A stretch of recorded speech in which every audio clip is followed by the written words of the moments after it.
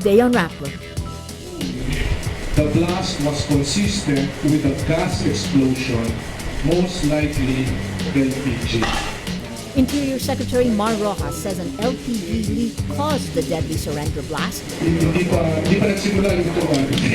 Ang masasabi lang namin ay likely gas explosion. But fails to say who's responsible.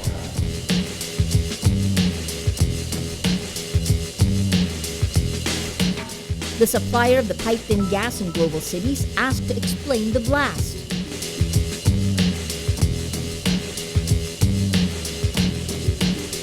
And a top Asian businessman says President Aquino's speech at the World Economic Forum is music to his ears.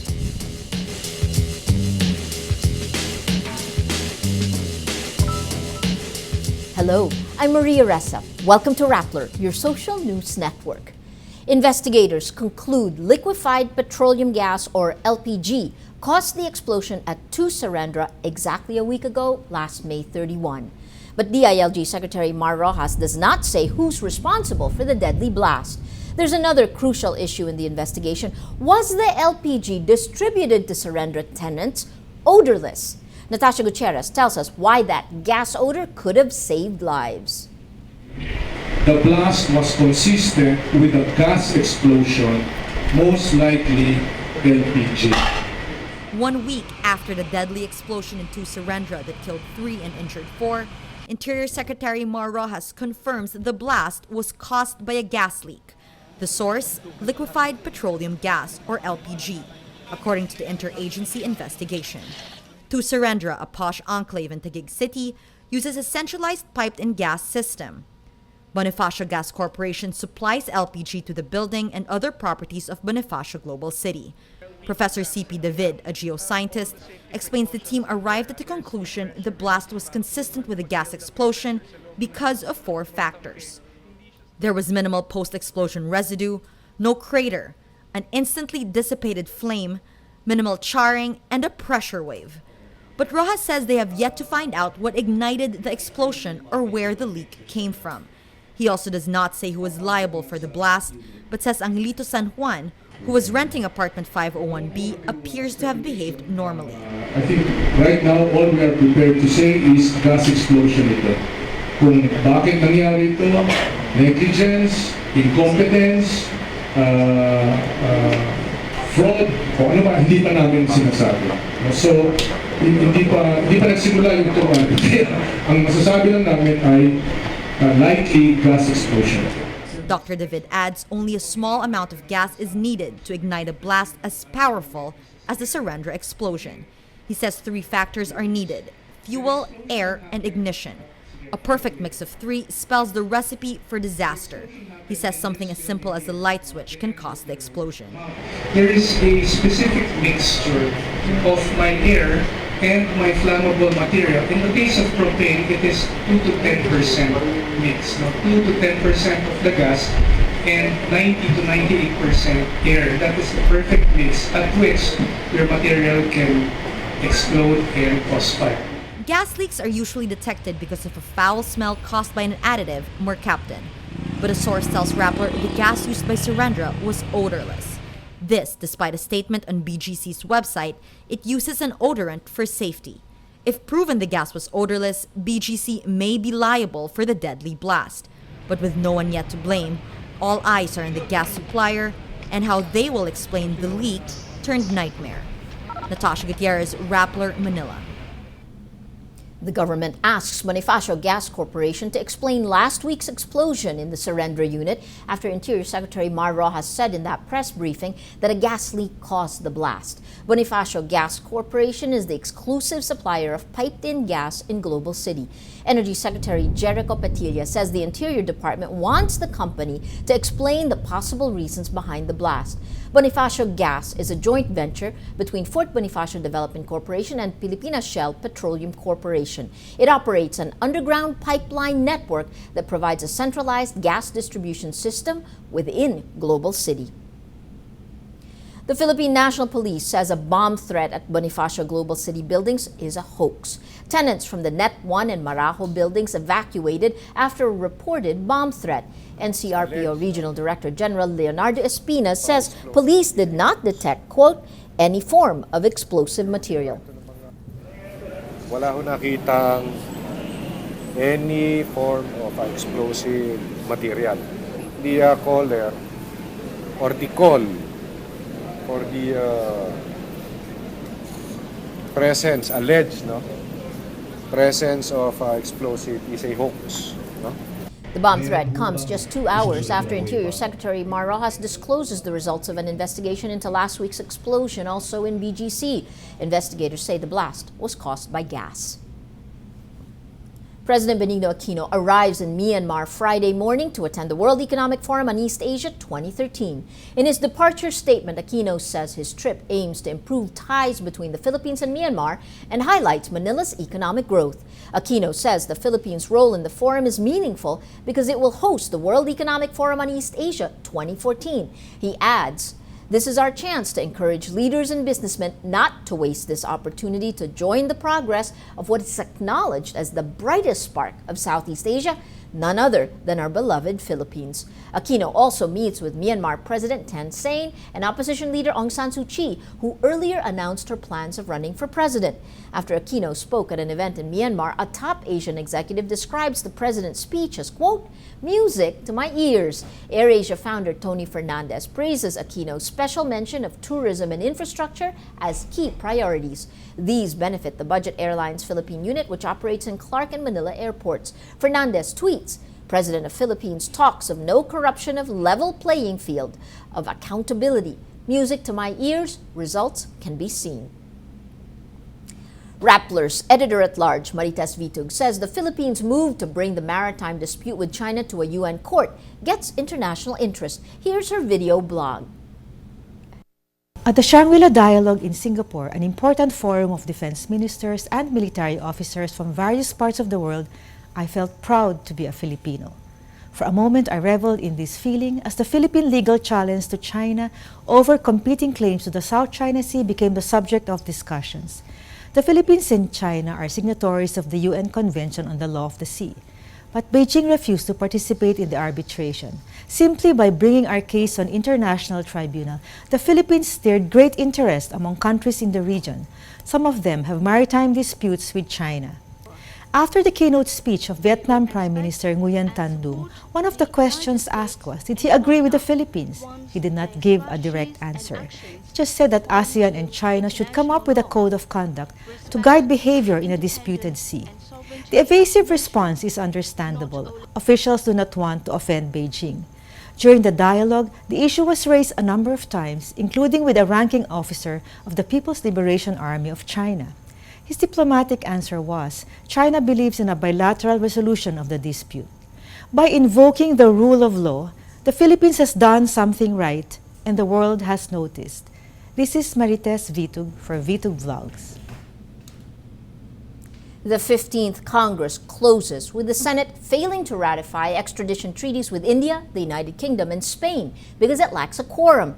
The ratification of the 3 treaties was listed in the Senate agenda Thursday, but the chamber failed to take up the resolutions. Resigned Senate Majority Leader Tito Sotto says there were only 11 senators present in Thursday's session. Senate rules require 2/3 or 16 senators to approve a resolution to ratify the treaties. The Sandigan Bayan grants the bail petitions of 3 Philippine Charity Sweepstakes Office officials in the plunder case, accusing them of conspiring with former President Gloria Arroyo to convert 366 million pesos operating funds into confidential intelligence funds. The 3 are former PCSO Chairman Sergio Valencia and former PCSO Directors Manuling Morato and Raimundo Roquero. In Culion Island in Palawan, educators face more than the usual set of problems, but officials are looking for other ways to bring out-of-school youths to the classrooms. G. Geronimo reports. Genevieve Cacacha teaches here at the Lumber Camp Elementary School. It's the lone elementary school on the Carabao of Culion, Palawan. She smiles nervously at her students. She's a new teacher and it's her first day. A resident of Magsaysay Town, Genevieve is sent to this land of the Tagbanwa tribal group because there are no other willing teachers.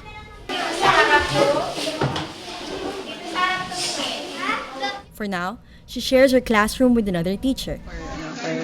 Konting adjust lang. Siyempre mahirap po dito yung mga gagamitin po sa pagtuturo, yung mga siyempre po kailangan maging resourceful ka talaga as a teacher kasi nga dito nga kami sa malayo sa bayan. Genevieve and her co-teachers are actually a little better off. In some places in Palawan, it's one teacher teaching 3 classes simultaneously. The lack of teachers, classrooms, and textbooks is at the core of the education problem in the Philippines.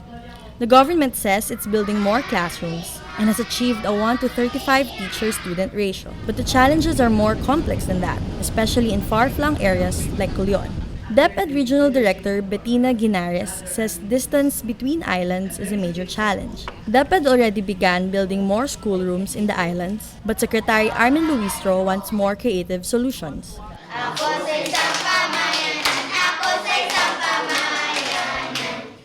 Do we come up with dormitories? Do we need bicycles or boats so that students and teachers have access to the school?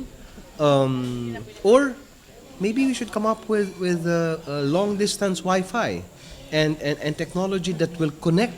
Come up with solar panels so that the distance can be navigated without physically moving from point A to point B. There will be no perfect solution, but we have to start this year because the students are there and they're out of school, and we'll have to do something quick. In 2 weeks, Genevieve will have a classroom all to herself, thanks to the 4 new buildings donated by LaSalle alumni. RG, Bautista, wala pa. Unique problems, unique solutions. DepEd and Palawan education officials are trying to think out of the box to beat problems posed by mountains and seas, aside from the shortage in teachers, rooms, and books. G. Geronimo, Rappler, Palawan. The Philippine Daily Inquirer issues a public apology Thursday for the controversial Pugad Baboy comic strip by cartoonist Paul Medina Jr. The comic strip, which appeared in the paper Tuesday, shows 2 characters talking about how hypocritical it is for Christians to denounce homosexuality when lesbians are tolerated in Catholic all-girls schools. The comic strip named St. Scholastica's College as an example. In a statement, Inquirer publisher Raul Pangalangan apologizes for Medina's, quote, offensive cartoon. He says the cartoon strip was rejected for insensitivity when it was submitted in April 2013, but was published because of a mix-up. For our social media post of the day, Kubi Folosco answers a question Rappler posed on Twitter. Was Inquirer justified in suspending Paul Medina Jr.? She says, no, it was disloyal. Well, let's now look at Rappler's Wrap for today, a list of the 10 most important events around the world you shouldn't miss. At number 2, the Washington Post reports U.S. intelligence agencies accessed the servers of 9 internet giants as part of a secret data mining program called PRISM. The report says the National Security Agency and the FBI had direct access to servers, allowing them to track an individual's web presence on audio, video, photographs, emails, and connection logs. The newspaper cites details from a briefing on PRISM intended for NSA analysts. A number of web companies are reportedly involved in the program: Microsoft, Yahoo, Google, Facebook, Apple, Paltalk, AOL, Skype, and YouTube. Some of the companies, including Apple and Google, deny sharing information with intelligence agencies. At number 3, Turkey's Prime Minister Recep Tayyip Erdogan demands a, quote, immediate end to a week of violent protests nationwide against his rule. He says, I call for an immediate end to the demonstrations which have lost their democratic credentials and turned into vandalism. At number 8, Russian President Vladimir Putin and his wife Lyudmila announced their divorce Thursday after 3 decades of marriage. For years, there were rumors about Putin's marriage problems and alleged mistresses, but discussing his private life in mainstream Russian media was then considered taboo. In a joint interview with Russia 24 television, Putin says the divorce was, quote, a joint decision. And at number 9, Microsoft says it teamed with the FBI to disrupt armies of hacked computers used to commit more than $500 million in financial fraud around the world.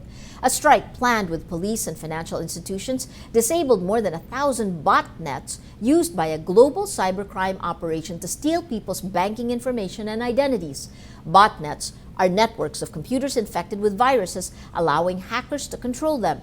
Microsoft and its allies target malicious software called Citadel, which monitors keystrokes on infected machines and sends account names and passwords. Citadel malware infected millions of computers in more than 90 countries.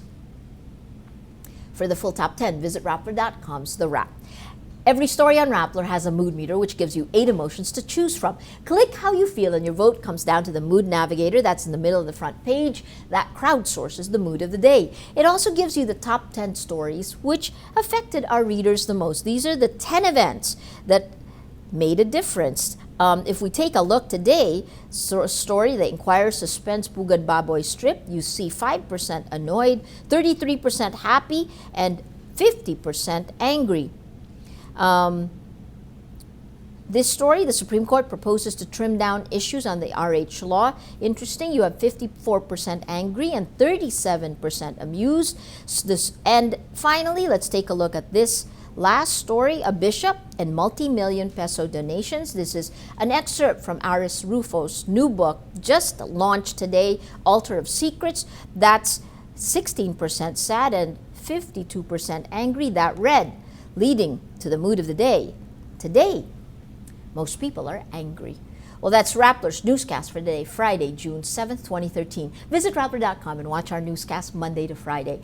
Tell us how you feel on our mood meter and help us crowdsource the mood of the day. I'm Maria Ressa. As we say at Rappler, tomorrow begins today.